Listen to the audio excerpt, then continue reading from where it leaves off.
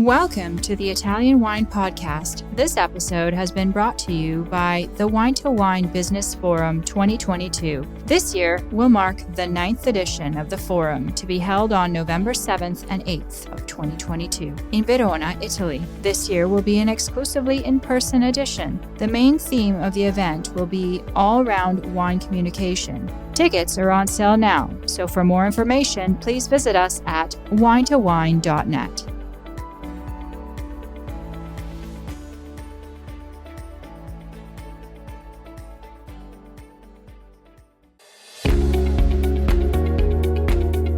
Italian Wine Podcast, a Wine2Wine Business Forum 2021 media partner, is proud to present a series of sessions highlighting the key themes and ideas from the two-day event held on October the 18th and 19th, 2021. This hybrid edition of the Business Forum was jam-packed with the most informed speakers discussing some of the hottest topics in the wine industry today. For more information, please visit wine2wine.net and tune in every Thursday at 2 p.m. Central European Time for more episodes recorded during this latest edition of Wine2Wine Business Forum. Hello, everyone. Thanks for attending this section about emerging consumer differentiation in China with Fongyee Walker. My name is Davy, an Italian wine ambassador and also a wine educator in Hong Kong, and I will be the host for the section. Our speaker, Fongyee Walker, has an extensive experience in wine, not only wine knowledge, but also the wine industry as a whole. Fongyee Walker is a master of wine and a co-founder with Eric Wick of Dragon Phoenix Wine Consulting, Beijing's first and fully independent wine consulting and wine service education service since 2007. She became the first master of wine resident in mainland China in 2016. And she is also a wine judge. And she has been judging in numerous wine competitions, including International Wine Challenge, Hong Kong International Wines and Spirit Competition, Royal Melbourne Wine Show, Old Mutual Trophy and South Africa Wine Show, Qantas Western Australia Wine Show, and a lot more. Fongyee has also written articles for Decanter magazines, Wine Review, RVF China, and Wine in China. Her profile can be found in Wine2Wine website. So let us welcome Fongyee Walker to the stage. Hello, everyone. It's lovely. I guess it's lovely not to sort of see you. Everything's gone virtual. I'm very glad to have joined you today because I have joined at sort of the last minute because I got caught by COVID regulations in China. So I'm speaking to you from a random office in Lanzhou near the airport about to catch an emergency flight. But I will try and make it as informative as possible for all of you. Okay, thank you very much. So regarding to the topic, I usually hear about like wine, China wine consumer, and however this term may be sometimes like monolithic. So what is your insight? Well, what I want to do is have a little bit of fun and see ideas about how people consume wine here and how they've been changing. I myself, I've been teaching wine in China since 2007, and I've seen massive changes and really, really quite big shifts in the way people deal with wine. And what's been really interesting for me is to see how different segments of the population are consuming wine and what they are doing. Now, I must add that I am not a professional wine survey consumer person. These are just my personal ideas, my personal insights. I travel around China an awful lot. I miss my home very much. And what I do is talk with people about how they consume wine. So this always makes me laugh. Do millennials in China eat avocado toast? I mean, this is something that we sort of think of as a cliche and stuff, but it's important because we use these words, millennials, these words, Z generation, and the problem is what we think is that people around the world, if they're all millennials, are going to act similarly. So the question is, do millennials in China eat avocado toast? And really, very few of them do. So this talk is about how consumers in China may be the same and similar patterns to ones in the West and where they differ. where they differ. So the one main thing about, I think, where they differ, and I'm sure you've seen this data as well in Hong Kong, is the groups of consumers are pretty different from how they are in the West. Can we have the next slide, please? I'm sorry about my connection, as I am in a random office tower in Lanzhou. I'm not even sure where I am, but someone found me it. Um, so this is what I find in China, is that there are two groups of people who really do buy wine. And the biggest group, the group by far I engage with, are the engaged wine consumers. And these are really, they consume wine almost on the rate of a Western consumer of wine. In other words, they will consume, a bottle every couple of weeks, I would say. And how they get those bottles is either through hospitality, um, but they don't often buy them through hospitality. They consume them in hospitality. Bring your own bottle of wine is a very, very, very strong culture in China. And of course, they're purchasing most of this through a retail environment. So it's interesting that a lot of the wines here sold through retail are actually finally consumed in a hospitality setting. They tend to be urban. They tend to be quite educated. A lot of them have studied abroad, and abroad they have picked up habits. They've either studied abroad or they've worked abroad, and they tend to be the richest people in China. Of course, China has so many very, very rich people, but they do tend to be the people who have available income to spend on wine. And then there's the other group of people who buy wine, who do buy it incredibly infrequently. This group of occasional wine consumers can include people who only purchase one bottle a year. One bottle a month would be considered a high purchasing rate for these people. And these people are very different. They are not necessarily affluent. They are not necessarily engaged at all in wine education or anything. They were highly affected by COVID because most of the time they drink wine, it is in the company of large groups of people for celebrations. The engaged wine consumers are beginning to just a little bit to drink at home. And I mean, that's the 1% of the 1%. Occasional wine consumers, though, don't overlook them, because if you can engage them in branding, whether that's a soft branding of region or style, or whether that's a hard branding of your own winery, you can actually engage them quite a lot, and you can achieve very good brand building with those occasional wine consumers. So don't necessarily look down on them, even though their consumption amount is not great. There's enough of them in China to make a really big difference to a winery or to a region. So let's continue on to the next slide. And so this is just generally, I just wanted to say, just remember your target, your matrix for target consumers in China is very similar to they are in the West. So we can think of them in terms of location, in terms of their economic value. Of course, age. Age is very interesting. This is where I'm going to talk about how they differ between the West and the East, particularly in China. Social media, finally, education level. So firstly, I want to really talk about the age. The next slide is about the age gap. Now, this is a different age gap to those in the West. What it is that in the West, we have the very clear Gen X, baby boomers, Gen X, millennials, and Gen Z.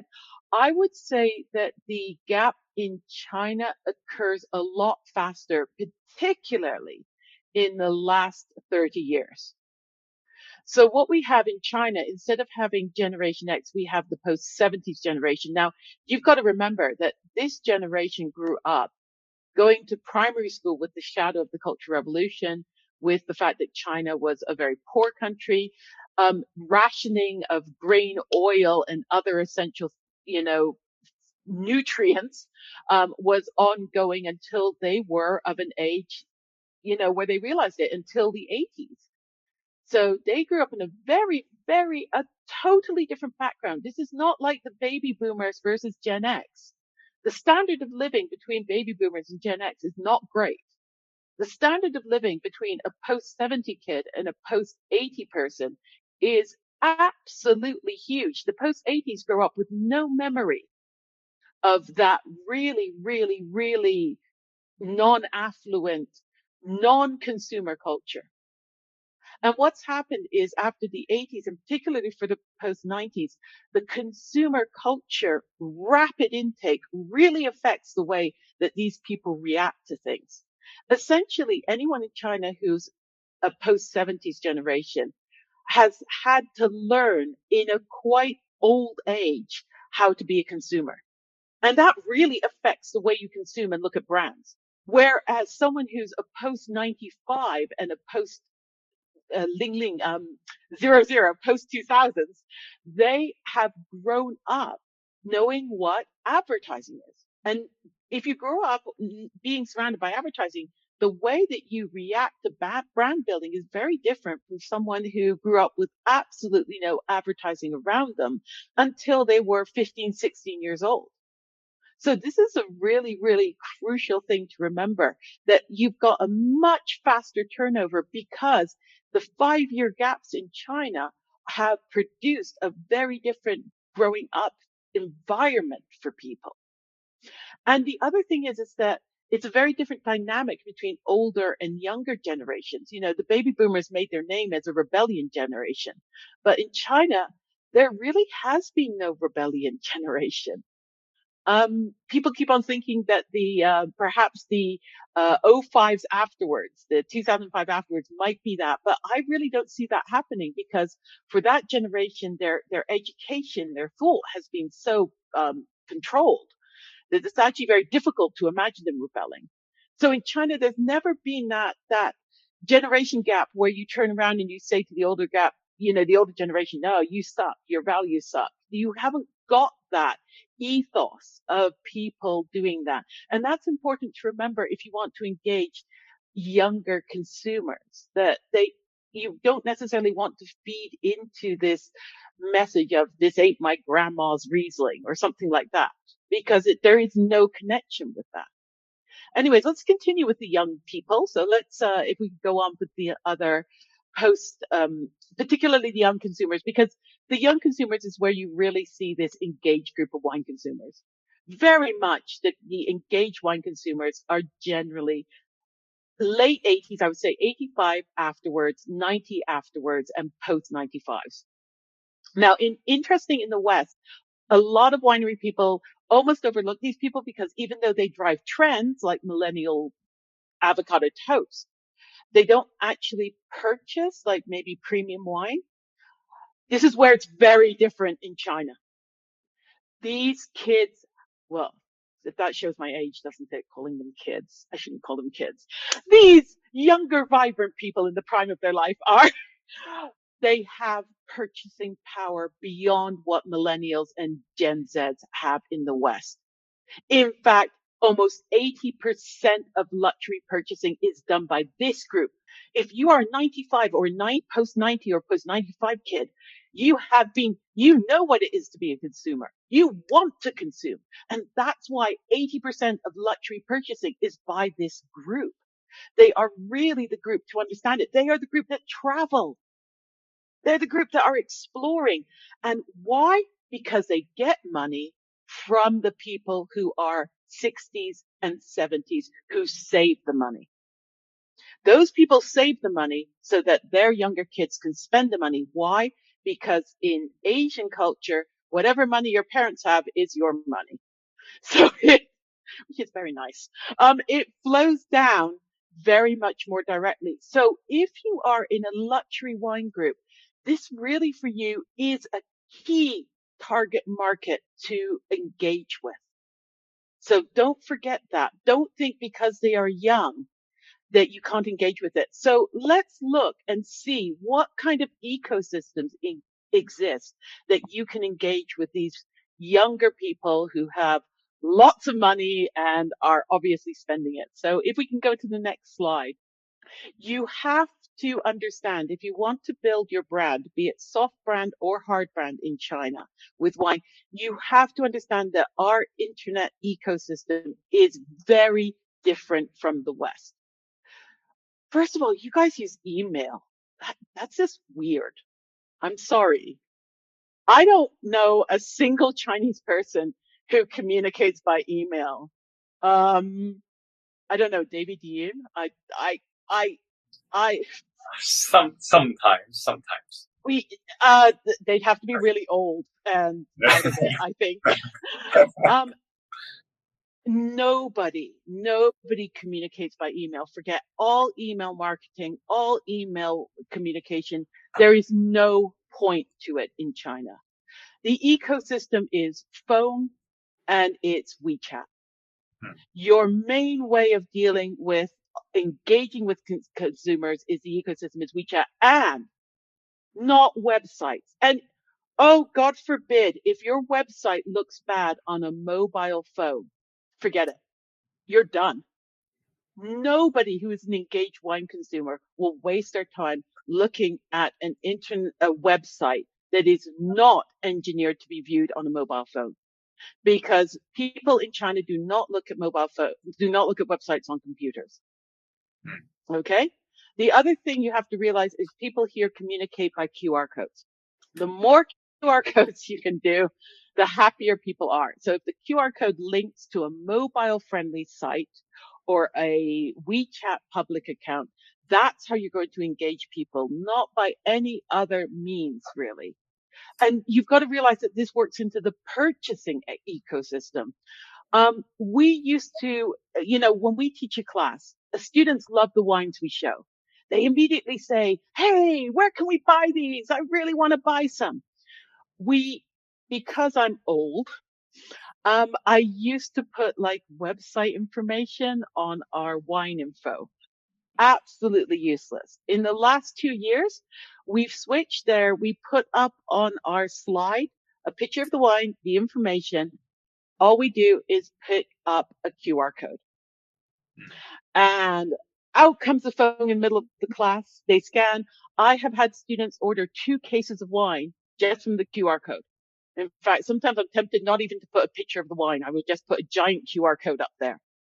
That is really important, that not only you as a winery producer, but also your importers know how to implement QR codes, know where to put them, know where to engage people to immediately scan them, immediately engage, and immediately buy your product. It's very, very important. And the other ecosystem you have to think about is online live streaming, because that is an immensely important environment and it is only growing and growing. Since WeChat added the live streaming ability on the channels, this is picked up, particularly in the wine world, even more. So if you want to engage with these people, take your mindset out of the Western ecosystem environment and go into the Chinese one. And the other thing is that let's go on to the next slide, is to think about the retail market and how to do it. Now, retail markets for luxury products and food and beverage are doing super well in China. For the first year, actually, last year, they actually overtook beauty, which is remarkable during COVID. The fact that food and beverage overtook beauty really shows that people are driving towards buying high worth, high value products, and they are premiumized. Now, the only trouble with the premiumization of products, particularly wine in China, is premium wine in China is often associated with counterfeiting. So you've got to be really careful about that. You've got to really get to grips with transparency. Again, QR codes on your bottle, people really like that. But you've also got to be careful in these retail markets because they also differ according to where you're aiming at. So let me give you an example. Like Apple, really directs its marketing to first tier and second tier cities. It's all over China, but if you see Apple's engagement, it's very much higher. Things like Tesla, anything that's a more high end thing, they will be very selective in where they're bringing their message to. And that brings me to the next slide, which I'm sure you guys all know, but if we could have up the next slide. This is just a little reminder. Sorry, is my signal okay? Or can we get the next slide? Yes. Just in case you guys are beginners or there's someone out there who's new to China, just to explain that we rank all the cities in China according to their tiers. So you have to decide where you want your wine to be most placed. Because, for instance, entering a tier 1 city, Shanghai, Beijing, Guangzhou, Shenzhen, you're looking at very high levels of engaged wine consumers, but you're also looking at a fantastically crowded marketplace. So if you're going in there, you have to be very, very keen to engage directly. Actually, the tier 1.5 cities, this is a new thing, by the way. It used to be tier 1 and tier 2. Now they've kind of begun to shift it a bit. The tier 1.5 cities, for me, are the cities that could be really worth going into quite hard as a hard brand or a soft brand. Because these are the cities where people are really beginning to engage in really active consumerism. They have a big population of those target post-90s, post-95, post-85 wine consumers. And a lot of these people, they want the international lifestyle, but they don't not want to necessarily live in a first-tier city.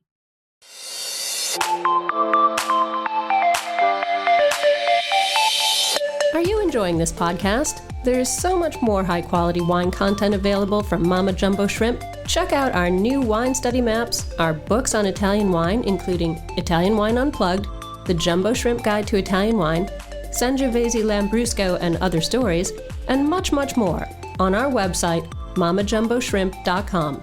Now back to the show.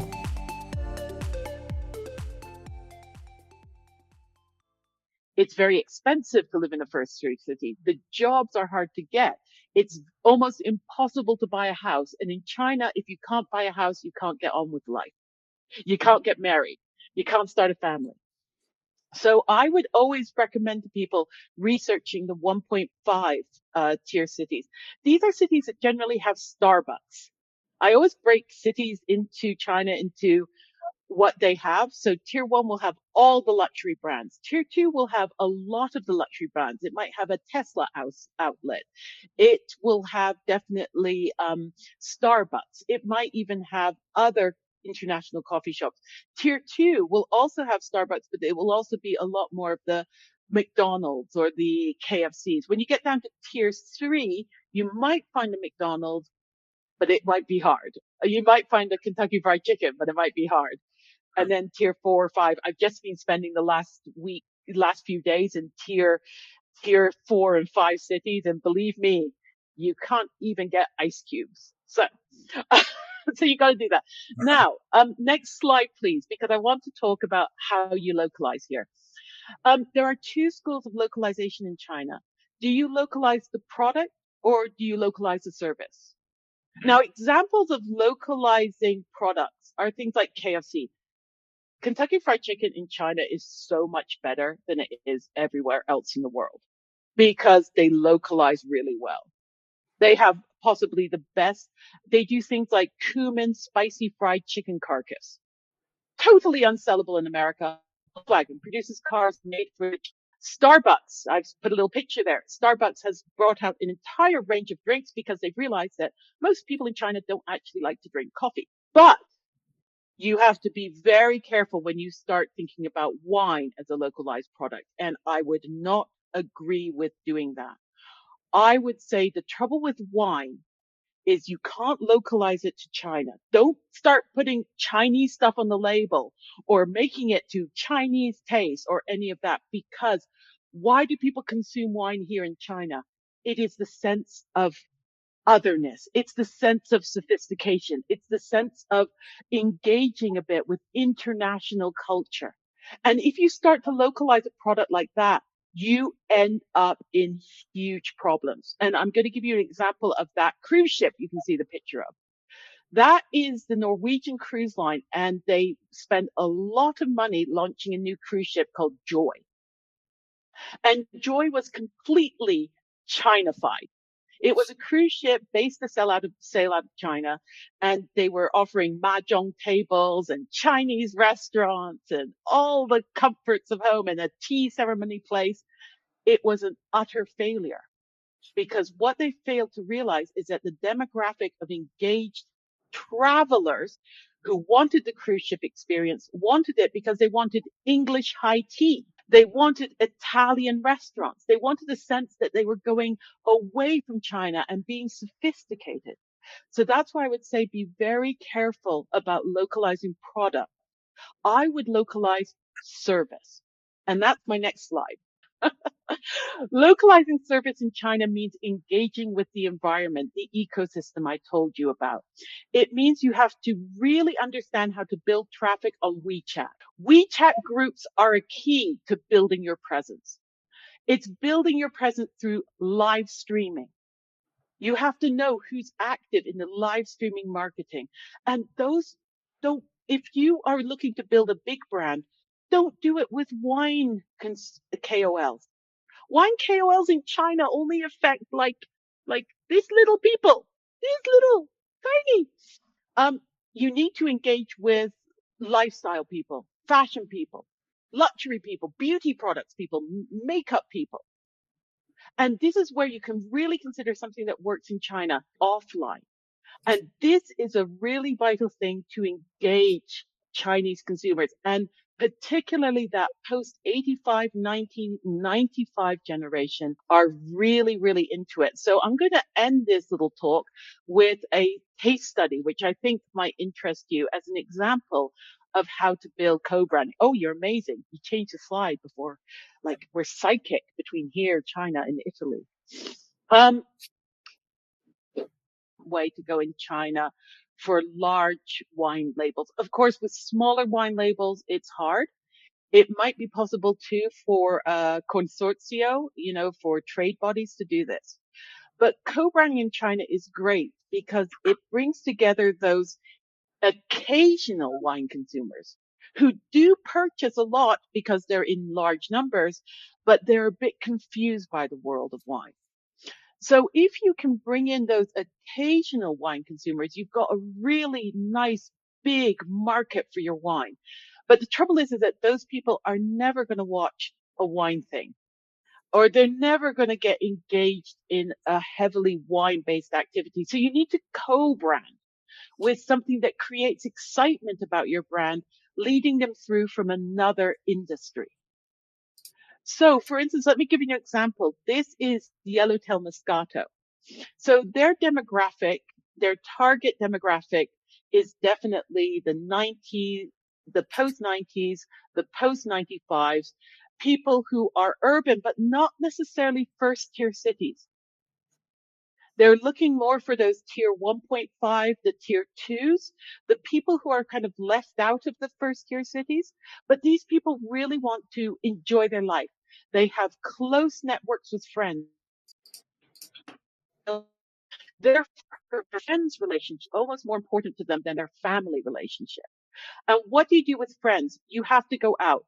This is China. People live in very small apartments. You do not entertain at home.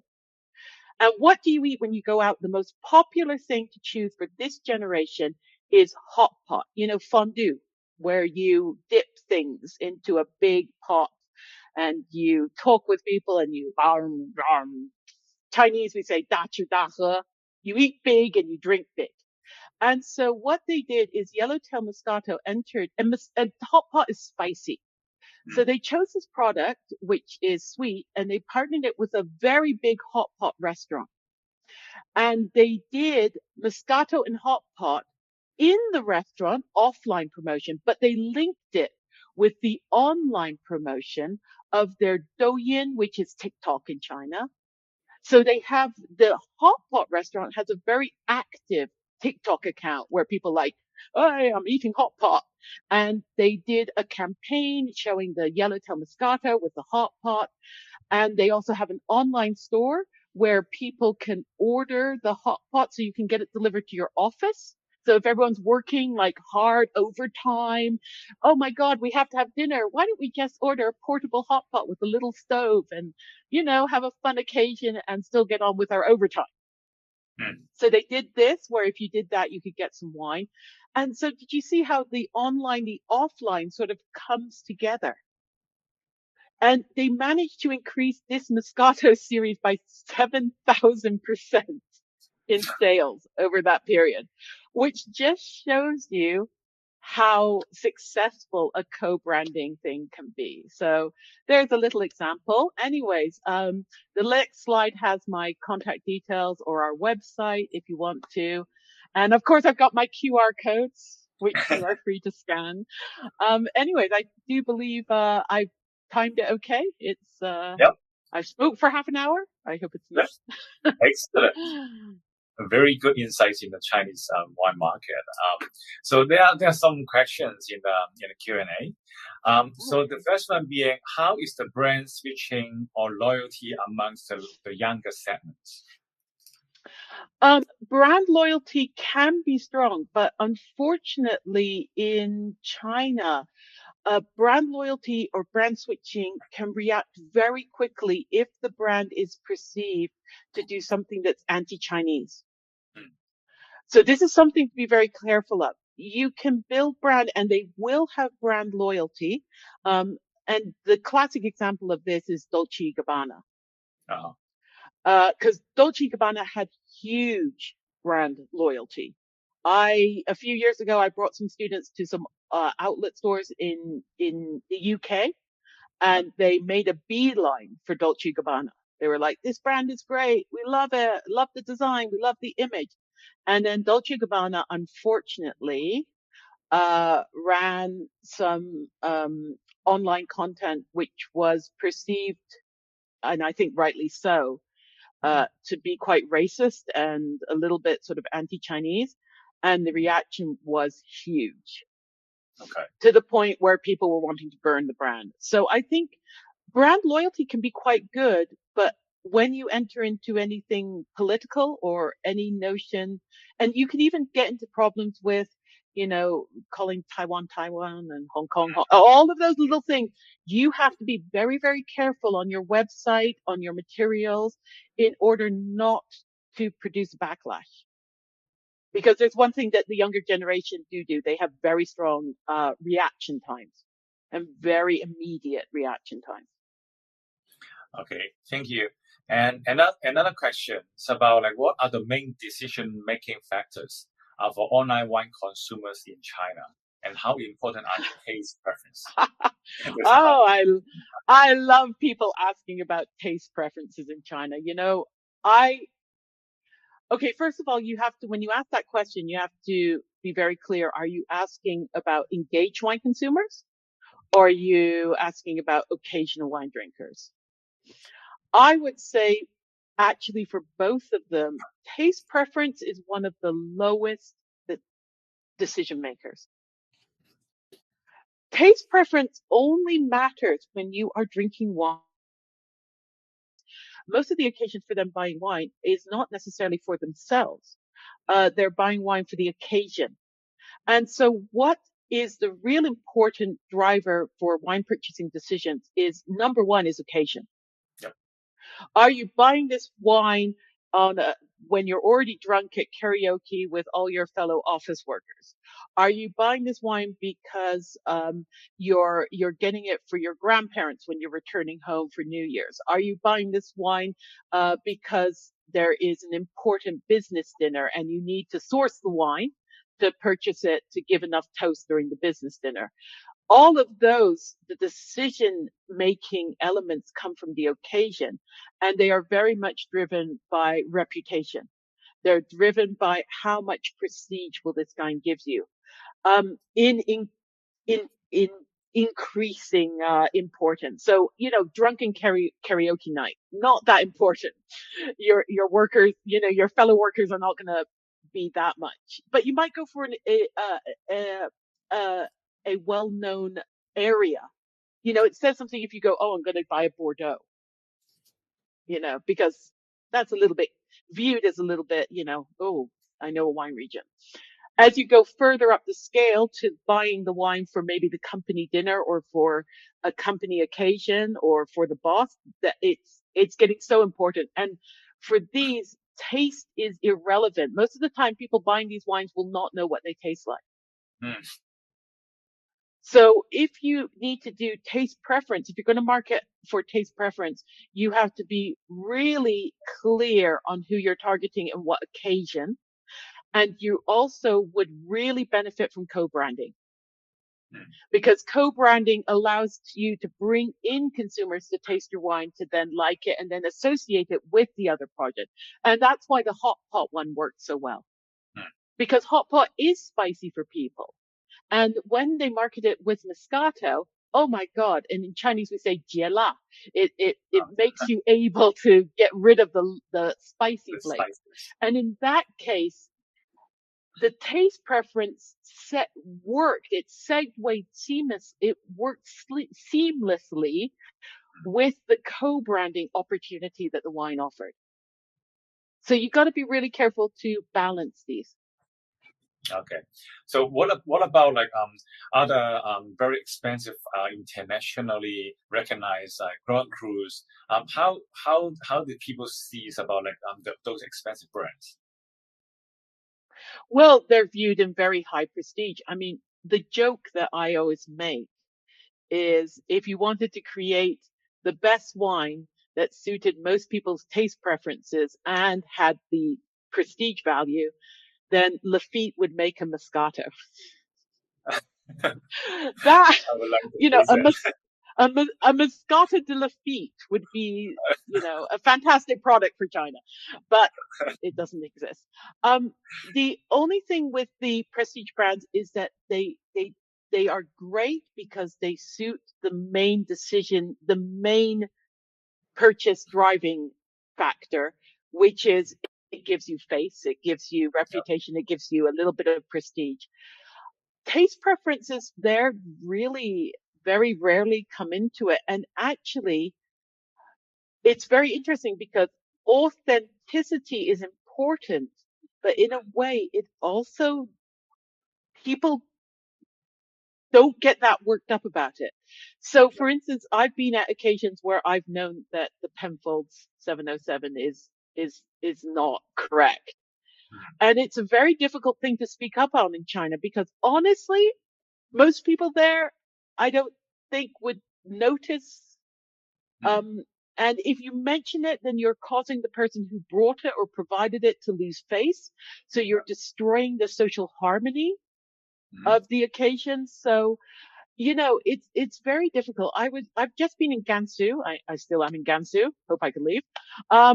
But I've been in Gansu and I've been drinking some very expensive wine with the wineries here.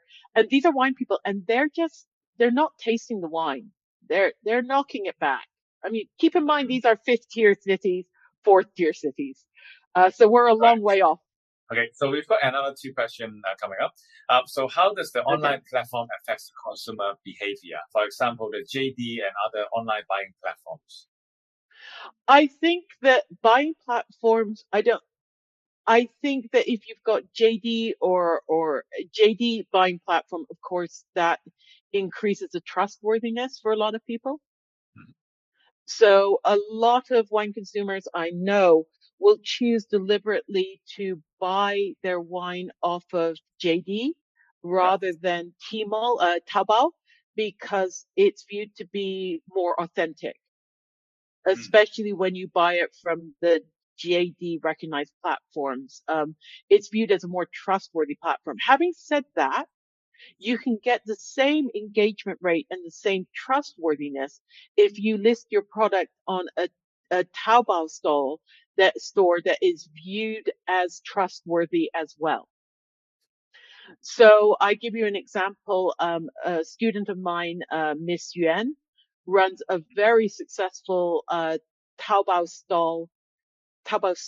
I don't know. I'm not sure about the English. Taobao store, which operates on choosing sweet wines and more fun wines for urban female professional consumers. And she has built up her target demographic very well, and she's installed a trustworthiness. And then people will go to her because of that trustworthy factor.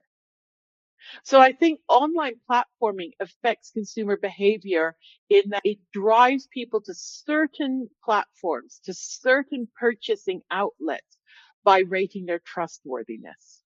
Now, the other thing that you could say also affects it now is the live streaming. And most of the Chinese wineries, the very big brands like Jiangyu or like Great Wall, they are very, very heavily dependent on the live streaming platform. And these live streamings are not done by wine people. They are done by professional live streaming people, and they can move huge volumes. And that is being moved just solely because they have hired a very good, very engaging live streaming performer. But that is, it's huge, investment money. You really do have to invest a lot of money on being on JD and then being on their live streaming platform. So that's quite a big monetary commitment.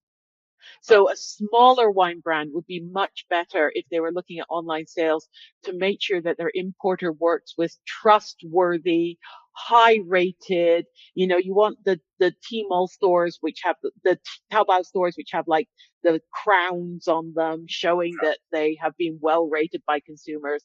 You want them to engage with that kind of platform because honestly, if you're a small brand and you have limited resources or your importer is a niche importer of high quality but low volume, you're not going to be able to enter those huge JD online streaming. It's too big a monetary commitment. Okay, thank you. And two more questions. Oh gosh. So okay. So what kind of consumer service would be different?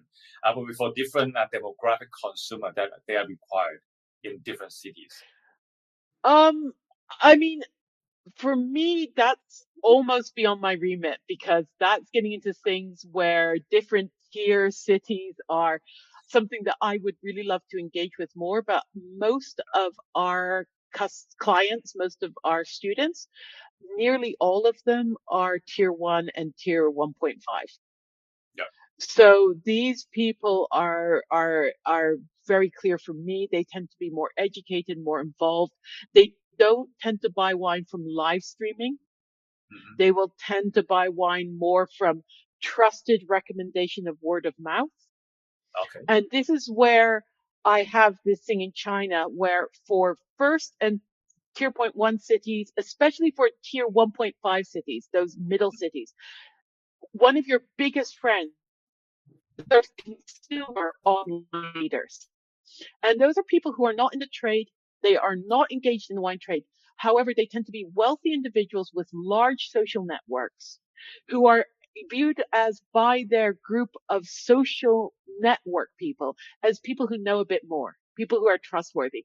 And actually a small brand, if you have one or two of these COLs who are your friends, maybe after COVID, you invite them to your winery and you've really built a great relationship to them, they could move most of your production just in 1.5 tier city or two. Get one in Chongqing, one in Nanning, and you're set, man. Because the population of those two cities, you're already beyond the population of Italy. Yeah.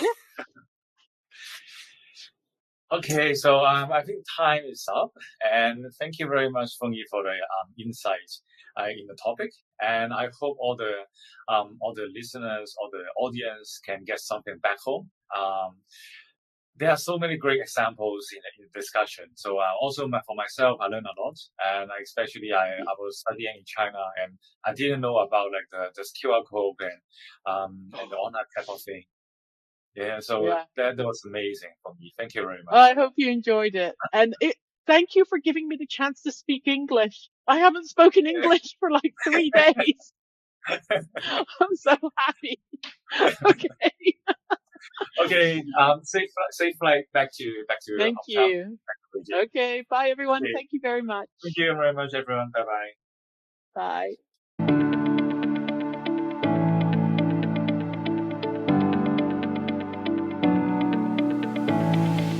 hope you enjoyed today's episode brought to you by the Wine2Wine Business Forum 2022. This year will mark the 9th edition of the forum, to be held on November 7th and 8th, 2022 in Verona, Italy. Remember, tickets are on sale now, so for more information, please visit us at wine2wine.net.